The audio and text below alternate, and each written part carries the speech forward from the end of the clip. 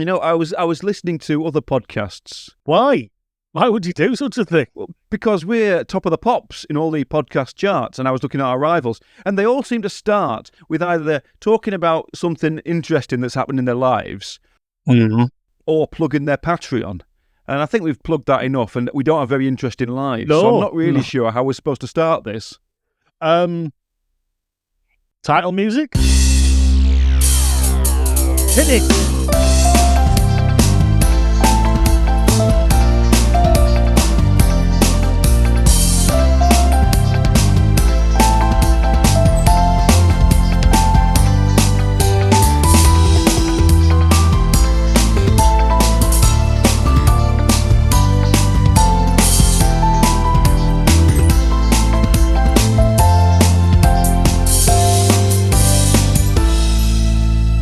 Welcome, wherever you are, to Alfsplaining, the podcast where me, Ben Baker, and me, John Matthews, talk about the American sitcom Alf for up to and including 35 minutes, which we felt we've done tests scientifically to determine what is the best length for an Alf-based review/podcast. Alf fans will know that the worse the episode, the longer our podcast tends to be. So that is true. Fingers crossed, everybody. Fingers crossed. I think we might be all right this week. We are talking about, in English at least, the episode Wild Thing, which aired in America on March the 2nd, 1987. Okay, so in German, because of course we're looking at the German DVDs here as well, the German title is Ein Käfig für den Narren. Ein Käfig für den Narren. And in English, that means a cage for the fool. Now, I would have thought Wild Thing had been a hit in Germany, but maybe... Yeah.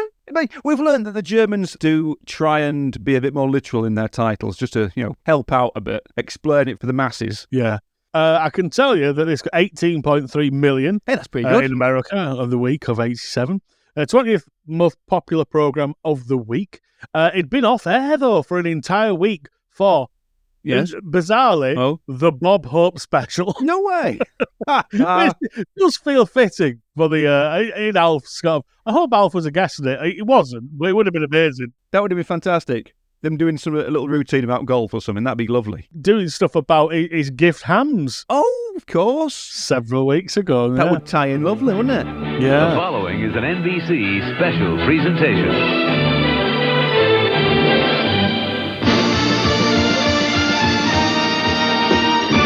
Tonight, in stereo, we invite you to join Bob Hope with his Easter Bunnies and other friends.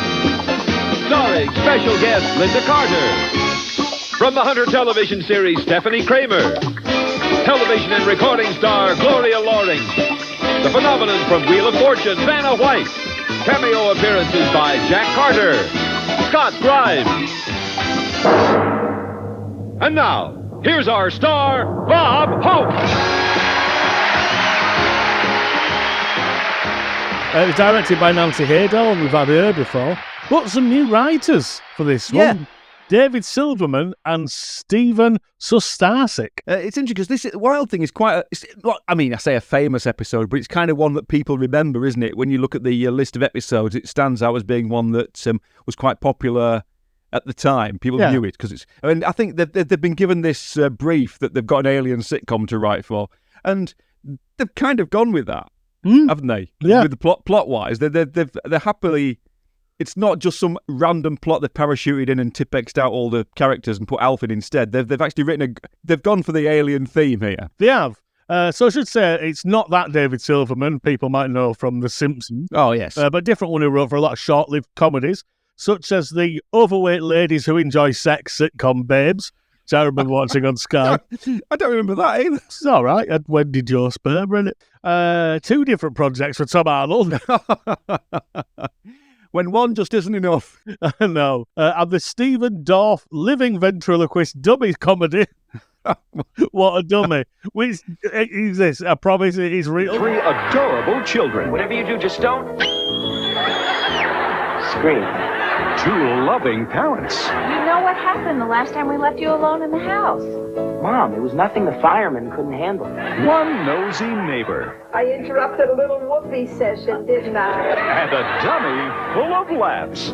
What is this? The Playboy Channel? And you've got What a Dummy. Saturday night at 7:30 on Channel 46. I'm going to watch all of these when we're finished. What a Dummy feels like almost a reaction to Alf, like, oh, they like puppets, do they? Steven Sustarsic did most of those too, but also more animation stuff, including 8 episodes of Goof Troop. Oh, no, that I do remember. Then now we're getting to my level. Shit Toy Cash-In Mighty Backs. Okay. The New Adventures of Winnie the Pooh. Well, the old adventures were terrible. They both co-created Nickelodeon's The Wild Thornberrys. Oh, okay. Which I have never seen, but I've heard of it. No, that is something that I have passed by an occasion. It seems a reasonably high quality, sort of high caliber kind of kids animation, that one. Yeah, Tim Curry in it. So, so bad. However, unlike David Silverman, he is dead. Oh, I'm so sorry. That's if you want to work out which of the two it is, one is dead and the other is David Silverman. So, as you say, they have gone for it in terms of an alien-based plot, as we'll go through. But basically, Alf tells the family that he's going to go through a transformation which happens every 75 years to Melmacians on March the 2nd. And that is the ominous plot. This episode was actually broadcast on March the 2nd, wasn't it? Of course, yes. Yes, it was, yeah. The date, every 75 years on March the 2nd, he says he goes through a complex physiological and psychological transformation. And this episode was indeed broadcast on March the 2nd, which I think is a nice attention to detail. It is, but also you think, oh no, it's meant to be a week earlier. Ring up Bob Hope, see if he can do a fill-in for us so it ties in properly, you know. Yeah, it was. Okay, yeah. Maybe that was it. Maybe. But, that's it. He would do anything for those hams. It would, but it totally worked, didn't it? Paid his own postage and everything. Yeah. So, this is the cold open, and it's a lovely bit of business. Brian trying to project his thoughts to Alf, and I really laughed my head off at all of this stuff. Okay, tell me what I'm thinking. Okay.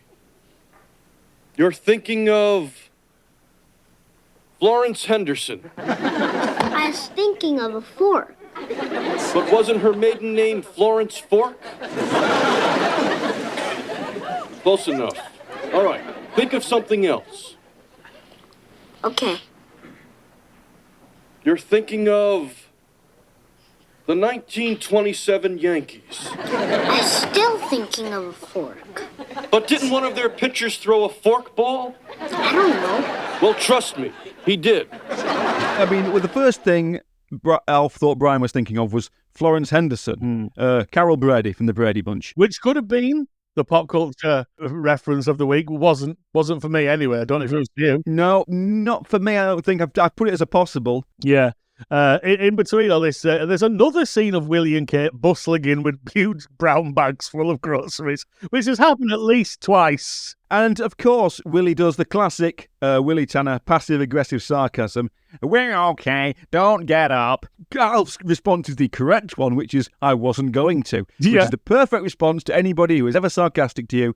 Agree with them. Absolutely. So Brian tells his parents that Alf is teaching him metal telepathy. He's teaching me metal telepathy. I think you mean mental telepathy. Maybe it is metal. All he keeps thinking about is forks. See, again, it's a setup. It's a swing for the fork stuff. Exactly. There's the payoff for the fork jokes. It was great. Yeah. Well worth it. The only thing I will say is that the book, How to Develop Your Psychic Awareness in One Afternoon, did come with some novelty, sort of those back of a comic book. Extra specs is what you're thinking of. Yes. That's the word you're grasping for. It was. And I was thinking of all of my favourite Buster comic characters, and I still struggled to get there. I was like, oh, is it Sweetie Toddler? No. It's Whoopee. Anyway, so there's not enough done with them because Alf does put them on and goes, nice underwear, Kate, which is filth, and I'm all for it. We've got a brief Willie's wardrobe in this episode before the title start, where he appears to be dressed as sort of a junior undertaker. He crosses the boundaries of fashion and Yeah, you can't start a sentence with Willie, include the word fashion, and then hope to get to the end of that sentence. No, that is true. But thankfully, that's this. The title's Scene 1. Alf calls a family meeting, even if this does mean hanging up on Lynn's call that she's having, and I've put getting Kate in the shower. I don't know Yeah. how you want to sort of word that. Kate is not in the room. Where is she? She's in the shower. I'll go get her or something. He says something like that. So he goes in and pulls the curtain or whatever. Essentially, Alpha's sexually harassed Kate twice, and we're only 3 minutes into the episode. And this enrages Willie. He genuinely seems very angry about it. He really gets cross, doesn't he? I mean, he's angrier about that than when Alf spent $4,000 on his credit card. Yeah, even though Alf does it in the titles every week. Yeah, exactly. But no, Willie is raging. I mean, if we've got the clip on there, and I'm assuming we have, it's not part of the syndicated edits, stick the clip in because people will be shocked at how angry Willie gets. Alf, you don't walk into other people's showers. I didn't walk in. I just pulled the curtain open. I insist that you respect my wife's privacy. I didn't know she was going to be naked. Don't you ever do that again. All right. We're moving on. I need to have a family meeting here. Willie's rage is justified because Alf is a dick, as we've established. I mean, he says to Lynn, didn't he used to have a mustache? I laughed at that. Twice. Yeah. I was in tears. Merely a line that was put in to explain why actress Andrea Elson didn't have her braces anymore, which had come out in real life. And Alf insults her, incredibly. Wow. Great. So it gets everyone together to tell them about this whole 75-year thing which is about to occur, where he goes to a physiological and psychological transformation, aka he goes goofy. Now, there's a lot to unpack here, and there's a lot of complexities, but this is March the 2nd on Melmac. And a Melmacian year as well. We just kind of gloss over that. He also makes a slight error at this point, where he says it happens from sunrise to sunset, when in actual fact it's sunset to sunrise. So it's overnight pretty much the rest of this episode, isn't it? Yeah. So not quite real time, but essentially you've just got to believe what Alf's about to tell you and happily accept it. Yeah. Which basically it boils down to he needs a cage building for him, or he'll become Alf to the 10th power. There's a superb Willie double take at the when Alf requests a reinforced sides cage, which obviously he's going to have to build, which he is in the next scene. But of course it's wrong. Excuse me, Willie? No, not now, Alf. I'm trying to finish this cage. Will you talk to me later? When would be good to tell you it's all wrong? What's wrong with it? Well, for one thing, it's too small. I'm going to need much more room for writhing and thrashing. Oh, Alf, you didn't say anything about writhing and thrashing. I thought it was a given. It's extraordinary, isn't it? Yeah. It's a good cage. He's built a really good cage with very little time and very limited materials. But it is wooden. It's not metal. No. That's the key thing. But it's massive. It is massive. Massive enough for an alien and his puppeteer. How are they going to get it from the garage into the house? I don't know. I hope they include that scene in a couple of minutes' time. Spoilers. They do not. But it is this section here where you get my top Willie moment of the episode. Okay. And there's a lot of them in this one. It was hard to pick. So basically, Al's going here. Look, I found my photo album of what sort of cage I had. I love his very spacey photo album. It's all sort of angular and sort of got strange corners to it. It's like silver, like a space photo album would be. Yeah, it is when you put space in front of something. That is what you get from the props department. And so he's showing Willie these photos of the last time. But then he just starts going on to other photos from his family and stuff like that. And Willie just turns to him and goes, So you photograph very well. And I laughed I had to pause it. I was laughing that much because, again, it's not a joke. No, they're just two pals hanging out. These are the things I love about Alf. Yeah. And we've learned so far when Alf and Willie just chat the breeze. Yeah. It's great. It was just lovely. I hooted with laughter. My top Willie does come up in a moment. It's not exactly the same one, but that really was a beautiful moment. This whole scene has a lot of great Max Wright stuff, to be fair. As we hear a noise, and it's, yes, he's back, finally. I can't believe it. It's Trevor Monarch. Incredible. He's once again there for literally no reason. No, there's not a reason for him to be there other than for Willie. Willie needs him to look after Lucky because Alf's going to eat Lucky if it stays in the house. But Trevor comes. You can hear Trevor because he's singing "The Lady is a Tramp" in the distance, which Alf really enjoys. He does, yeah. Clicking his fingers, dancing away. He skips into his little box and Is a singing tramp. "Lady is a Tramp." At which point Willie has to start singing "The Lady is a Tramp" to make it sound like he was happily singing away whilst hammering this big massive crate together. Yeah. It's all together. The whole thing is beautifully choreographed. Trevor. So you think the chairman too, huh? Chairman? Yeah. Oh, yes, of the board. Yes. I'm quite fond of his work, especially the early years. Tell me about it. What are you, shipping a monkey? No, monkey, no. I'm just a little storage shed because I need a little storage. Well, there's a couple of lines here. He says, "We're having a house sprayed for silverfish," and he seems to pluck a silverfish from his mouth at that point, like they actually are having the house sprayed for silverfish. Yes. We learn Raquel's maiden name as well, because Trevor says her feet swell up whenever there's a cat around. All the Pizza sisters have it. So it was Pizza. Raquel Pizza. So just something to add to the Alf canon. Yeah, and also another ugly word. Oh, yeah. Because they need someone to look after Lucky. I love that Trevor goes like, well, she is hideously allergic to cats, but she can sleep on the sofa. It's fine.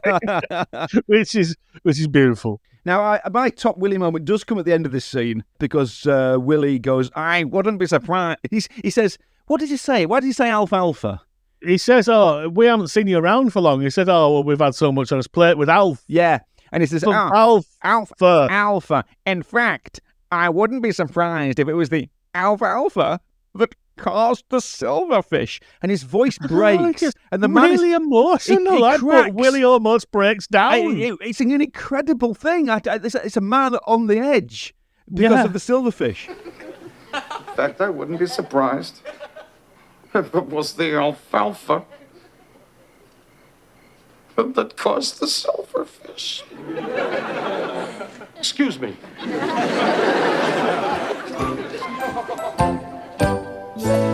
Faced with emotions, Trevor's like, "Nope, Yep. no, I'm not dealing with this," and leaves. Final interesting thing about that scene, though, entirely missing in the syndicated edit. Oh, well, all of it. The whole scene, the whole garage scene is completely missing. Well, how do they know that the cat's at the Monarchs then later on? They don't. Well, it's the best scene. It is. It's brilliant. It's absolutely wonderful.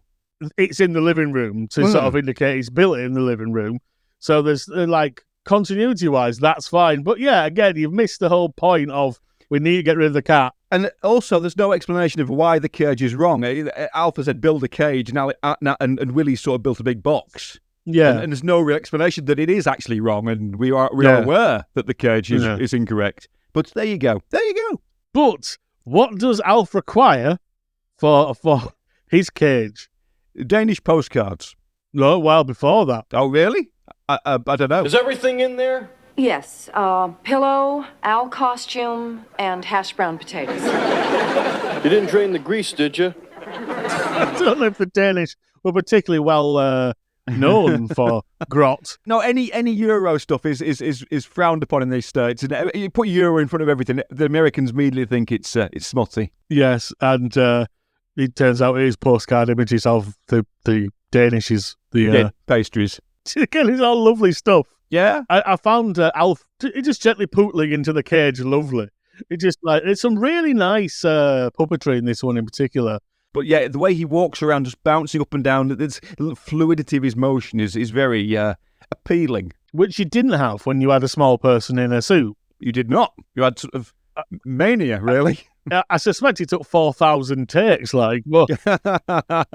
So Alf is now in the cage, and this is where it starts to get weird. Yeah. This is standard horror movie trope. Not done as a horror movie. It's done as business as usual. But Alf has a new skill we've not learnt before. Whether he can only do it at this particular time, on March the 2nd or not, we don't know. But why hasn't he impersonated people before? He's doing impressions of all the family. Now, obviously, he's not. It's their voices, but they're coming out of his mouth because he's in character impersonating them. Yeah. To the point where Kate says he's almost as good as Rich Little. Pop culture reference of the week? Nope. But is it yours? It is for me, yeah. He's someone we know of. Man of a thousand voices, Rich Little. I looked him up, and I wouldn't have actually seen him physically in real life, but I know him from references from other shows, as we've said a lot in this podcast. Oh, I discovered writing one of my Christmas books that one of his specials aired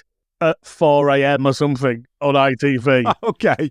And he's going to be appearing on Alf himself. Is he? He's in Series 3's Tonight, when Alf hosts The Tonight Show. Oh. Hey, ladies and gentlemen, it's Rich Little. Hi, Ed.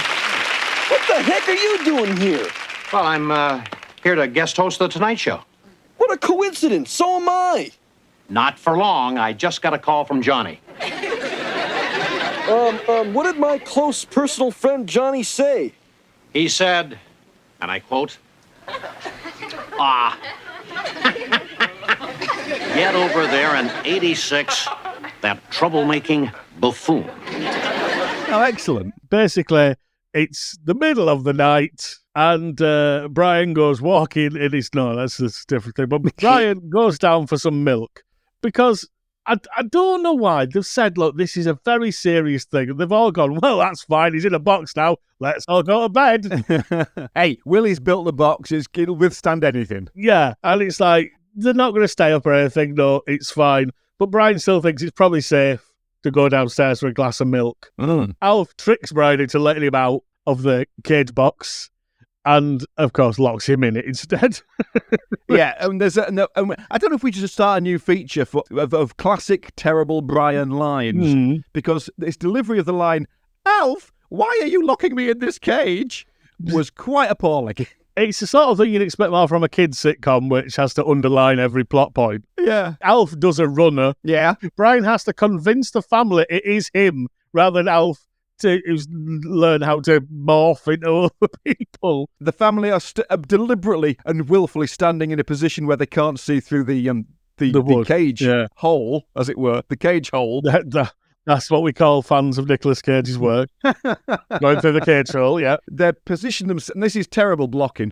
They've deliberately positioned themselves so they can't see Brian. So Brian's shrieking through the window that he's been locked in a cage, and they're all going, well, what should we do about it? I can't work out what we're going to do. Let's go and see if Brian's in his bed or something like that. Yeah. And it drags out for quite a while, and of course is left in the syndicated edit, whereas the glorious Trevor Ockmonnock scene was excised. I was surprised that they didn't have a scene with Willie scraping the box in for 25 seconds slowly. We assume Alf has done a bunk to the Ockmonnocks, because that's where Lucky the cat is, and this mania that's over him, which, I'll be honest with you, is not that much different from regular Alf. No, he's a bit dishevelled, and he laughs maniacally. This happens every 75 years, as we've established. Alf is 229, is that right? But on Melmac, he's got pictures of the cage he was in. Why? Why are they caging him in Melmac? Because the eat cat's there fine and it's perfectly acceptable. That is an outstanding point, yeah. Because they don't really make much of just the sheer chaos of it. Because I think that's the idea, basically. He just goes feral. He goes wild. Yeah. Alf has gone to the Ockmonnock's house, so we actually see inside their house properly. We're in the living room and everything, and it's as horrible as you'd imagine. And both the Ockmonnocks are back again. And the standard couple who loathe each other stuff. And indeed, Raquel is on the couch when there's knocking at the door, and it's Willie. He's trying to find Alf. Of course he is. And again, there's lots of that sort of standard, like, oh, would you like a no? Well, you don't have to be rude because Alf in the background flailing around, and Willie trying to distract Mrs. Ockmonnock from his antics. At which point, both Melmans leave the room, and Alf turns up incredibly loud. I know. It's that sort of thing. It's like no one will find Alf, so it just makes Willie look Willie's more and more a gibbering wreck. Which, to be fair, he is. His descent into madness at this point is really, really great. I mean, How long do you preheat these for a cat?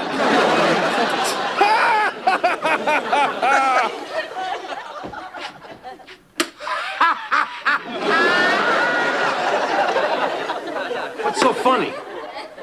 This toaster oven. Is it a toaster or is it an oven? Why are you holding it? Haven't you ever felt the need just to hold something? Raquel comes in and says, I've just found the strangest thing, an open can of minestrone in the kitchen. And when he says, oh, that was probably the cat. Your cat opens tin cans? It's amazing, I know. We're trying to get him on Letterman. That better not be my cologne. Which is my most impenetrable pop culture reference of the week. Brilliant. Now, not David Letterman. We all know David Letterman. Indeed, it was shown on Channel 4. But this is specifically referring to an item called Stupid Pet Tricks. Yes. They used to be on the original 80s Late Show with David Letterman, where basically animals would come on and do daft things, like pull a pint and that sort of thing, which basically became Pets Win Prizes. I mean, not officially, but if you remember Pets Win Prizes, that's basically what it was. And of course, we all do. We all do remember Pets Win Prizes. It was marvellous. For a season, anyway. Well, yeah, the first series is excellent.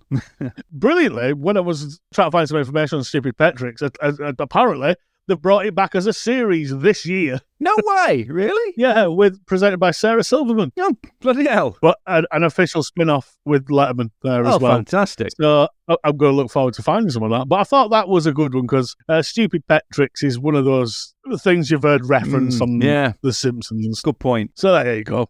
How can you top that? By breaking a glass eye. Apparently, Trevor's got a glass eye. He doesn't look like he's got a glass eye. It doesn't. And apparently has a drawer full of them as well, so I don't really know what that's all about. Yeah. And then, of course, he steals what is made very, very clear, Raquel's lawnmower. Raquel's lawnmower? Raquel, that sounds like you're riding more. No! Hey, where you go with my toaster oven? But yeah, there's the sounds of everything is off screen, of course, on this. They're not going to spend money on it, but the sound of Alf racing off on a ride-on lawnmower in the distance is just chaos and brilliant and glorious. I think this one, considering the episodes that they do pick for two-parters, I think this one would have been a fantastic two-parter because we cut so quickly from that scene to the family in the shed listening to a police scanner for basically Alf rampages in the area. And they sort of going, there's a tiger gone missing at the zoo and, that sort of stuff, yeah. They're trying to pin stuff on the map, where all these things are happening. And Willie does a brilliant joke at this point. He puts his head in his hands as they're trying to pin these things on the map, and he goes, oh my God, I should have seen this coming. And everybody panics, and they go, what? And Willie goes, we're running out of these little flags. Which is put it on the map, which is a fantastic gag and great work all around. Yeah. At this point, the family are they're all still in the pajamas and that, but they've decided they're staying up until they've found Alf. Oh, yeah. And Trevor notices the light on, presumably, and once again comes round for no reason. Or does he have a reason? He does come around because the last line, which is just brilliant. Kate and Lynn decide to go out in the car to have a bit of a go around the neighbourhood and see if they can find Alf, leaving just Trevor and Willie. And Trevor says, come and sit down, Willie. And he goes, I know we don't talk much and this isn't really the time, but I'm not a happy man. And scene. And that's it. That's it. That's outstanding. We don't need to necessarily, but it's just fascinatingly where they cut it. It's almost like by accident. I mean, are they trying to set up something for a future plot arc or something I don't know, but you can't even imagine they think that complicated. But it's great because there's no joke, no laugh. No. Trevor's depressed. No, I don't know if there would have been one, like a deleted scene maybe. No. Because there's so much going on in this episode. It's just, on. And so we cut to... Well, I wonder because they said... So we cut back to inside the house. Yeah. And Willie has passed out. But he's not in his sexy blue robe anymore, which obviously we know. He's in a nice salmon shirt. He's got dressed. He's got properly dressed in a salmon shirt. He hasn't just thrown on a t-shirt and sweatpants. No. He's actually properly got dressed. He's taken time to go and get properly dressed. Yeah. Whilst his wife and teenage daughter are driving around the neighbourhood in their night clothes. Scants. The girls come in and he's just woken up. And it's like, no, we're not going to find no Alfs. And then Alf turns up. Shagged out, possibly figuratively and literally. But yeah, this is again. This is a lovely story arc. Throwback to the mind reading at the start because Brian has been thinking of a fork, and that is why we think Alf has returned home because of Brian's mental or metal telepathy. It's true. And is it over? And we find out that the last stage of it is quotations. Yeah. Which is, I really enjoyed this as well. It's kind of, I mean, Alf is kind of the only mainstream show that could go from a gag about Proust into one about Marcel Marceau. Yes. So he does that. And the best thing is that Willie corrects him. Willie corrects one of his quotes. So I think you'll find. Which is beautiful. Again, that was nearly a top Willie moment as well. According to IMDb, their top trivia, one of the quotes Alf repeats, "It ill becomes us to jest at the spectacle of the fallen potentate, and is less so before he has fallen," is from the short story The Prize Poem by Eden Philpotts, who was best known for his play The Farmer's Wife. Oh, okay. So there you go. There's some information for you there. I've said this before, and I'll say it again. There's some highbrow references in this show that nobody seems to notice. They seem to be there for us. Nowadays, they get cut out by studio execs, but back then, they can throw things in and leave them, and it just gives the show a whole extra gloss of magic. Yeah. So, unlike most episodes, this one kind of has a proper ending. Yeah. You know, we come back for the final bit, and it's Alf and Willie at the kitchen table, and Alf is still doing quotes, and Willie looks absolutely distraught and ready for murder. Do I smell bacon? No. Well, I'd like to. I thought you spent the whole night eating cats. I don't think I did. At least, I don't feel bloated. But now that you mention cats, I do remember storing something in the garage. The garage? You. This way. I mean, if you've been paying attention to this podcast, and you'll know all the things that have been happening off screen, you won't be surprised to learn that the production has rented a tiger. Yes. Yeah, a fair play, a real tiger. Honest to God, tiger. That's where the budget went, to bring in a real tiger and sit him in the garage. Yeah, so they walk in and go, "Whoa!" And that's it. That's the gag.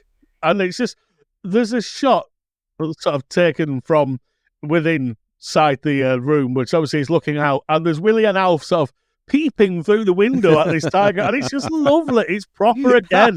Just two pals having wild adventures. Just having a mad laugh.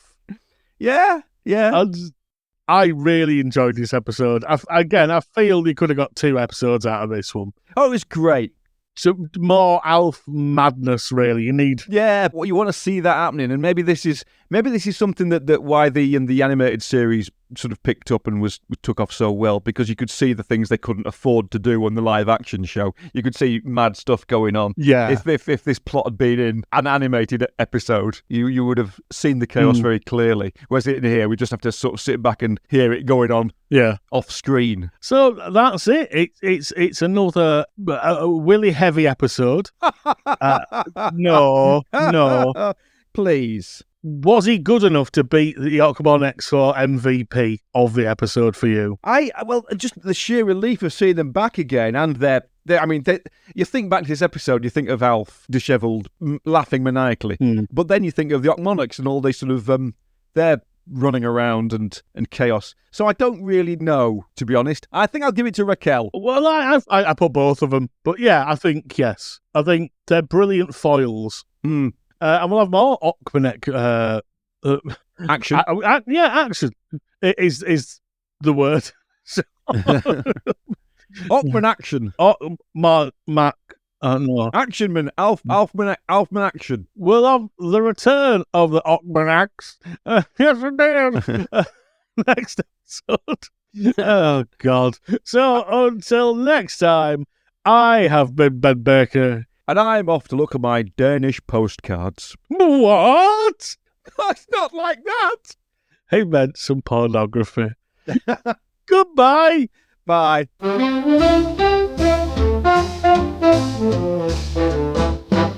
Good evening, ladies and gentlemen. We're going to sing you a little song about a very special man. Thanks to the gang at Alf Wiki. Trevor Ochmarnek was born in 1933. He was a pilot during the Korean War. Trevor was also a high school football quarterback for 7 years. Once Trevor's glass eye was accidentally broken. It is uncertain whether Trevor is actually missing an eye. Trevor once pursued a master's degree in art history, but it is unknown whether he completed the degree. In Strangers in the Night, he came in and took away Alf's pizza. In Moving Out, he ate Willie's cream cheese Danish. In Breaking Up is Hard to Do, he ate some of Alf's plate of ham and eggs, and that's why the neighbor is a tramp. Yes, that's why the neighbor is a tramp.